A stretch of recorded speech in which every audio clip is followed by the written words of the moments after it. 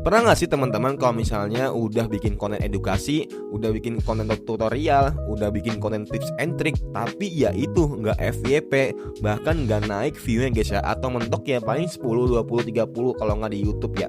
Nah itu kenapa sih bisa kayak gitu? Kenapa konten edukasi yang niatnya baik malah turun, atau malah nggak ada yang minat, bahkan sepi ya. Nah hello guys, welcome in Bang Ari Jenong. Nah jadi kali ini aku mau sharing ke kalian kalau misalnya kenapa sih konten edukasi itu bisa sepi peminatnya, bahkan bisa ya kecil ya minat di YouTube, TikTok, Instagram dan lain-lain. Nah sebelum itu teman-teman harus paham kalau misalnya media sosial emang itu gunanya itu pertama untuk hiburan, hiburan, apalagi di Indonesia terutama hiburan.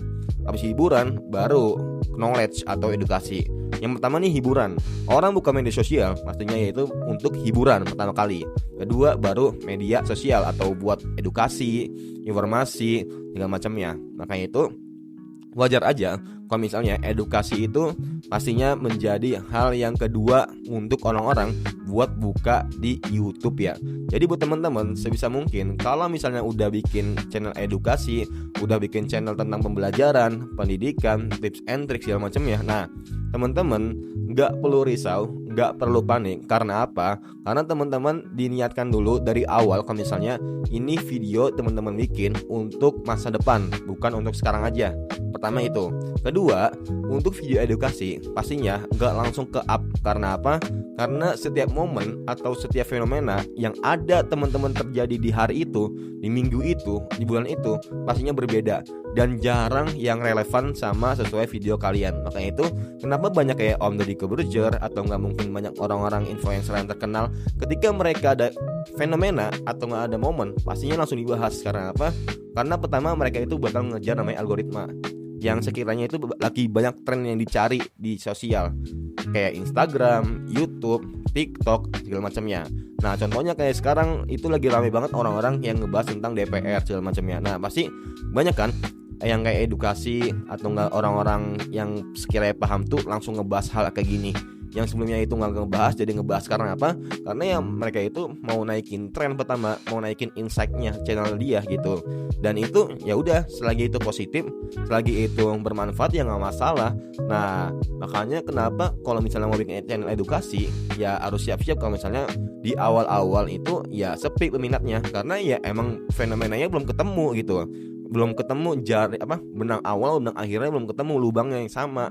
Jadi masih agak rancu gitu algoritmanya, masih agak bingung dia mau nentuin kemana nih, mau ngasih ke rekomendasi ke siapa nih, ke respondennya atau enggak ke viewernya segala macamnya. Nah jadi buat teman-teman kalau misalnya teman-teman udah bikin channel edukasi, udah bikin channel pendidikan, mau di Instagram, TikTok, YouTube dan apapun itu, nah nggak perlu risau kalau misalnya view-nya masih dikit.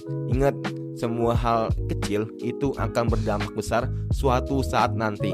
Semua hal yang teman-teman lakuin dari hal yang kecil itu nggak akan kerasa kalau misalnya teman-teman ngelakuin setiap harinya, setiap jamnya, setiap waktunya, setiap bulannya, nggak bakal kerasa.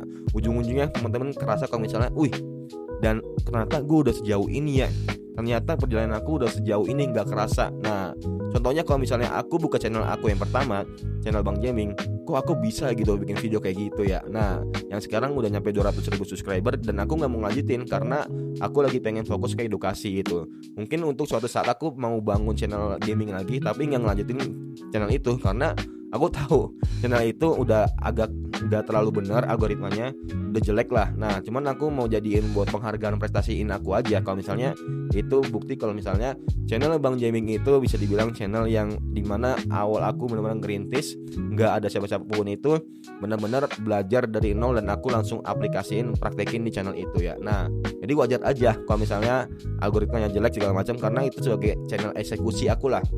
Setiap aku belajar, aku praktek, belajar, praktek, belajar, praktek. Sayangnya ketika aku praktek ini, aku gak minimalisir, gak aku pilih-pilih, langsung aja aku jeburin tuh, apa yang aku dapatnya aku jeburin.